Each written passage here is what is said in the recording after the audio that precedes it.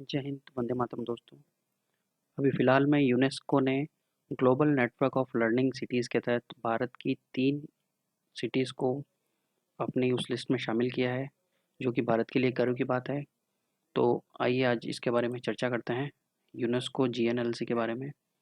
UNESCO आपको पता है United Nations education, scientific and cultural organization है। यूनेस्को का फुल फॉर्म क्या है आपका? यूनाइटेड Nations educational, scientific and cultural organisation. और जीएनएलसी का फुल फॉर्म है आपका global network of learning cities. अब सबसे पहले देखिए, UNESCO global network of learning cities क्या है। ये एक अंतर्राष्ट्रीय नेटवर्क है। इसकी शुरुआत 2013 में की गई है और इसका मुख्य उद्देश्य है आपका कि विकास के सभी चरणों में सीखने वाले शहरों को अन्य शहरों के बीच नीति, संवाद और सहयोग का समर्थन और सुधार करना। यानी जो अपन ने पढ़ा था एसडी, सस्टेनेबल डेवलपमेंट इंडेक्स जो है, उसके तहत शहरों को इसमें ऐड किया जाता है। इस सूची में अब तक कितने हैं? 2021 तक इस सूची में जो हैं आपके 76 देश हैं और उसके 294 सिटीज़ को इसमें शामिल किया गया है। ये देखिए आपका सब सस्टेनेबल डेवलपमेंट गोल, ये था आपका। इसमें भारत ने 17 सतत विकास लक्ष्य को शामिल किया गया है, जिसमें ये मुख्यतः फोकस करता है यूनेस्को जो जीएनएलसी है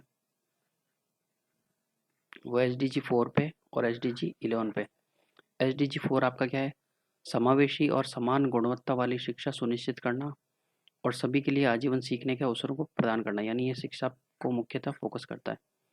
एसडीजी 11 आपका फोकस करता है शहरों और मानव के आवासों को टिकाऊ, समावेशी और सुरक्षित बनाना। ये मतलब जो इंसानों के रहने के लिए जो जगह है उसको, उसके बारे में ये विशेषता ध्यान रहता है। और एसडीजी 4 आपका ध्यान देता है शिक्षा के बारे में। अब देखिए लर्निंग सिटी क्या है। यूनेस्को लर्निंग सिटी को एक ऐसे शहर के रूप में परिभाषित करता है जिसके अंदर ये जो सारे पॉइंट है वो होने चाहिए। देखिए, सबसे पहले उच्च शिक्षा, यानी कोई भी लर्निंग सिटी होगा उसमें बुनियादी शिक्षा से उच्च शिक्षा तक का समावेशी शिक्षा को बढ़ावा देने के लिए हर क्षेत्र में अपने संसाधनों को प्रभावी ढंग से एकत्र करना। उस उसमें जो सिटी में रहने वाले सभी परिवार और समुदायों में सीखने के लिए प्रेरित करता हो, कार्यस्थल में उसके लिए सीखने की सुविधा प्रदान करता हो।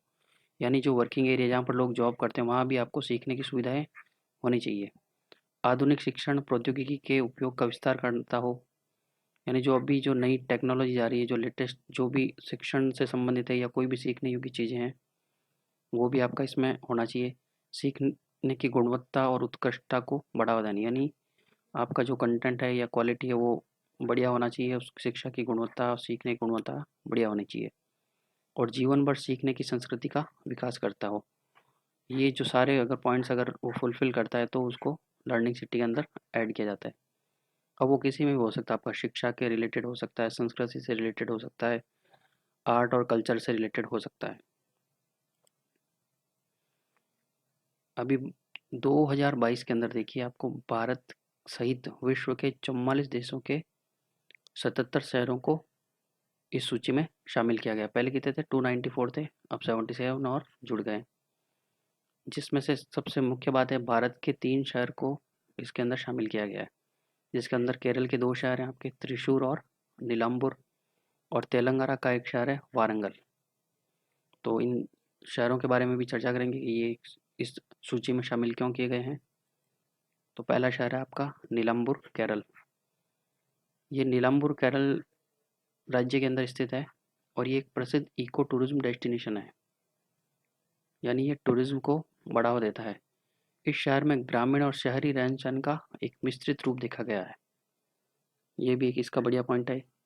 और यहाँ की अधिकांश जो आबादी है वो कृषि और उससे संबंधित उद्योगों पर ही निर्भर करती है। यानी जो अपनी ये आजीविका चलाती है वो लगभग अधिकांश जो आबादी है इनकी जनसंख्या वो कृषि और उससे संबंधित कार्य ही करती है। और नीलाम्बर इस सूची में शामिल होने के बाद अब इसमें क्या क्या परिवर्तन आएंगे? सामुदायिक स्वामित्व के माध्यम से सतत विकास होगा, लैंगिक समानता, समावेशिता की ओर बढ़ावा मिलेगा। साथ ही शहर में इसकी मदद से रोजगार के अवसर और संयुक्त राष्ट्र विकास लक्ष्यों को हासिल करने में और भी आसानी होगी। तो ये था नीलाम्बूर केरल के बारे में। अब अगला शहर देखते हैं, त्रिशूर केरल। त्रिशूर भी आपका केरल राज्य में स्थित है और इसको केरल की सांस्कृतिक राजधानी कहा जाता है।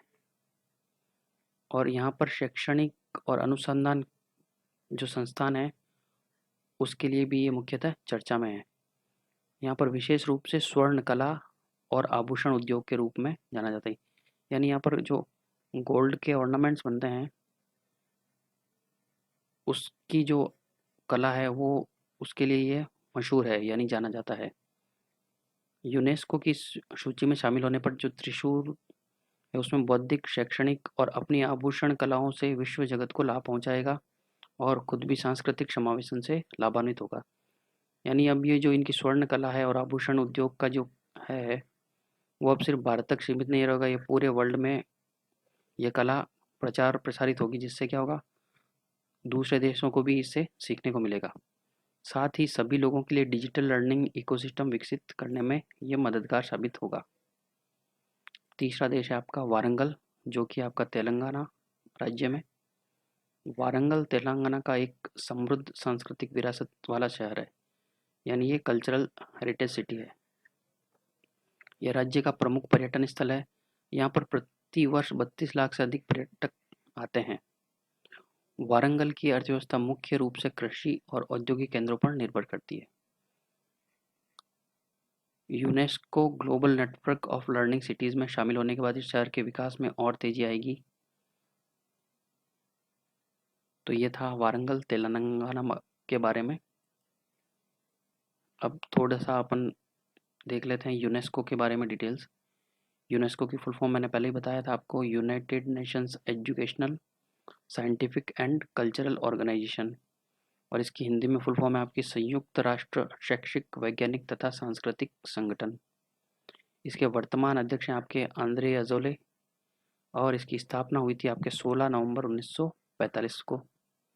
इसमें वर्तमान सदस्य देश हैं आपके 193, जिसके अंदर 11 तो सहयोगी सदस्य हैं और 2 पर्यवेक्षक सदस्य हैं, जिसके अंदर भारत भी शामिल है इन 193 देशों में। इसका मुख्यालय आपका है पेरिस, फ्रांस में। और भारत जो है यूनेस्को का सदस्य बना था 1946 में। अब यूनेस्को का मुख्य उद्देश्य क्या है? यूनेस्को मुख्यतः शिक्षा, प्राकृतिक विज्ञान, सामाजिक एवं मानक विज्ञान, संस्कृति एवं सूचना के संचार के जरिए अपनी गतिविधियां संचालित करता है। यानी ये मुख्यतः शिक्षा पे ध्यान देता है, संस्कृति पे, सूचना प्रसार, सामाजिक और मानव विज्ञान पे। यह साक्षरता बढ़ाने वाले कार्यक्रमों को प्रायोजित करता है। वैश्विक धरोहर और इमारतों और पार्कों के संरक्षण में भी ये सहयोग करता है। यूनेस्को की विरासत सूची में हमारे देश के लिए कई ऐतिहासिक पार्क और इमारतें भी शामिल है, जिनकी संख्या लगभग 40 है। यानी ये यूनेस्को हर बार वर्ल्ड हेरिटेज जो होते हैं उनको भी शामिल करता है, जिसका ये संरक्षण करता है, उनका डेवलपमेंट करता है। तो ये था आज के बारे में यूनेस्को की चर्चा। देखने के लिए धन्यवाद। Thank you.